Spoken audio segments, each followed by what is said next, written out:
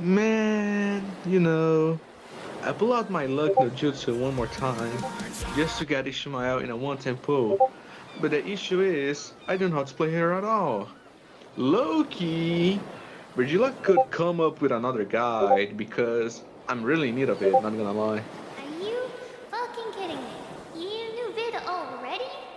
Yeah, bro, I've got a massive skill issue with her, and I've got no idea what I'm doing. Ha, I hereby diagnose you with skill issue. Slam storage is a techie neutral kill where you slam and jump on a wall. That guy doesn't even play the damn game. Yeah, various vids are very understandable. I mean, even I can understand them. I think we really need one. Okay, damn, I'll make a video. Just shut the fuck. Ah, fuck, it's too early for this shit. Hi, and welcome. Today I'll be going over the closest thing to Pink Jesus we've had since Elysi I, which is as much pink and lore significance as her as well. The newly ascended Pink Jesus 2.0 is a boss turned character, and she takes that boss when you unlock them meme and burns it alive for daring to exist in the same reality as her, much like another pink-haired mother figure. Hi! 私に会いたくなった? No, I didn't miss you. Get out. Anyway, with that out of the way, today I will be teaching you how to effectively worship our new paint goddess, aka her skills, rotations and inputs, builds, and teams she can be ran in. As always, I'll have timestamps in the description if you're looking for anything in particular. Although for Ishmael's class passive first, Ishmael is an observer who can stand in for amplifiers or tanks, but her main role is the heal tank or amplifier if you're weird. Her class passive requires her to be ran with an attacker though, so no funny 2 amplifier team compositions with her. The way her class passive works is as follows. When ran with the tank and the team, Ishmael takes on that element's amplifier's properties. So for example, if I was to run Ishmael with Ku and Wanchi, she would take on Isla's properties. Likewise, when ran with an amplifier on the team, she takes on that element's tank's properties. So if I ran Ku and Isla, she takes on Wanchi's properties. So on and so forth. The only exception to this is physical units. Ishmael is just like me, Ida erases towards physical units. Next, I'll break down how our kit works. I'll keep it quick so we're not here all day. Ishmael's bar gets filled up by red orb pings and her yellow orb. Her yellow orb fills her bar completely, while each red 3 ping consumed fills it by 20%. Her yellow orb has a cooldown of 20 seconds and is treated as a 3 ping, so you'll get more energy from it when running Cotier. Ishmael can press dodge to consume her bar by 20% each press, granting her energy and dealing some damage. Using 2 red 3 pings will skip the first 3 attacks of her dodge, allowing her to gain her mark fairly quick, or ult quickly in some cases. After using the 5th dodge attack, Ishmael's stacks turn purple, indicating that she has her mark. When Ishmael has her mark, she can hold dodge to do her Lord Almighty big damage coup bonking kick. Her stacks get consumed to buff the damage of this kick, but her ultimate also deals more damage after using her kick too. Both orb pings and her enhanced dodges grant her these stacks. So all in all, her kit isn't all that complicated, but she's got a few rotations, so let me get over to those. At SS0, Ishmael does 3 ultimates, while at SS3 she can do up to 4. If below SSS, Lilith or Vera at significant investments, i.e. SS3 or SSS, is the best amplifier to run. Do note Vera at SS3 is better than Lilith at SSS0, and likewise with SS0 and SS3. If your Ishmael is SSS, ideally you'd be running her with Vera Garavoir, but any other triple S amplifier outside of Lilith, because no swap cooldown reduction, would function fine. 見せてあげる。あなたの知らない景色を。他やはりこの物語も結末は変わらない。見せてあげる。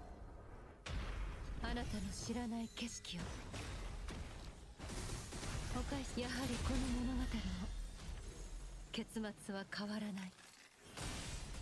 見せてあげる。あなたの知らない景色を。やはりこの物語も結末は変わらない。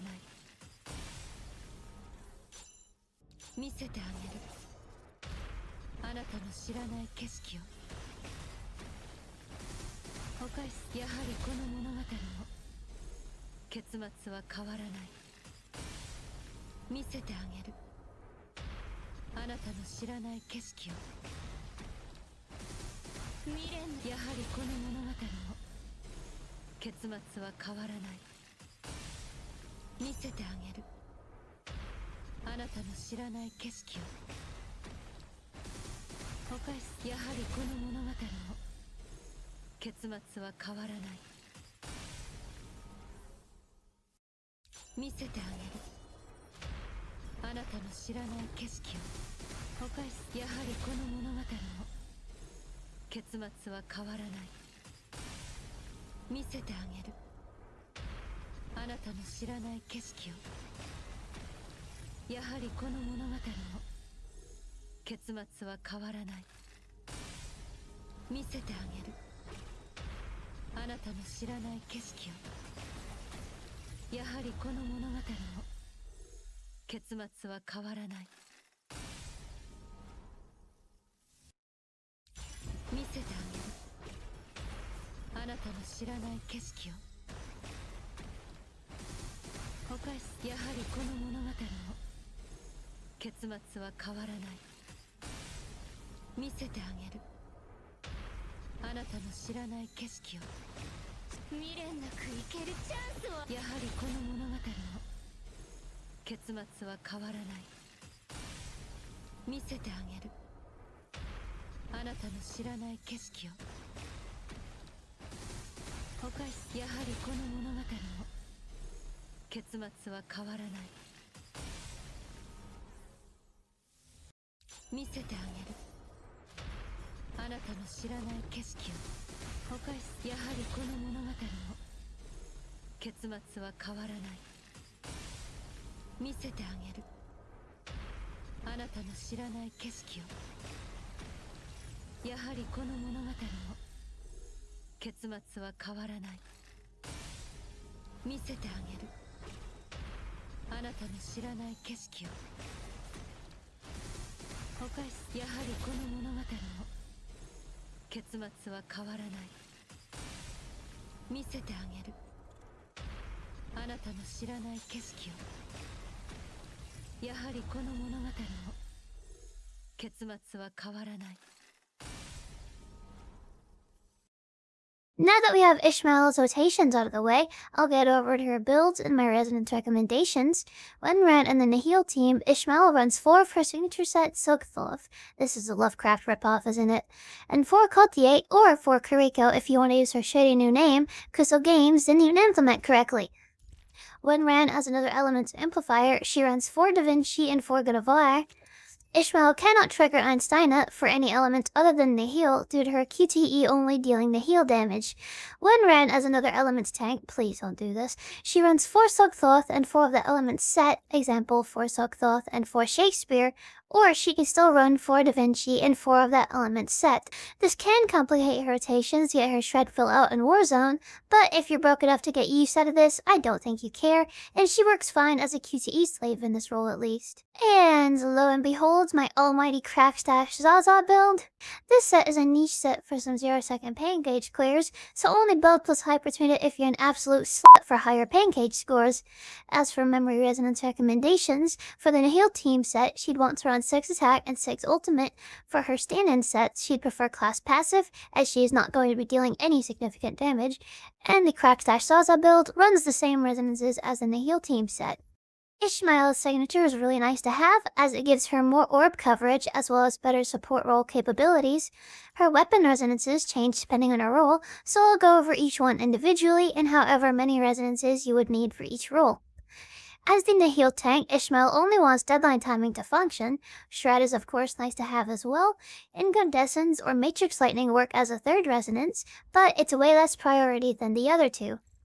When ran as an off-element amplifier, she runs the usual amplifier resonances, with deadline timing as R3 if you want to field her for Lingia activations for every in-between swap.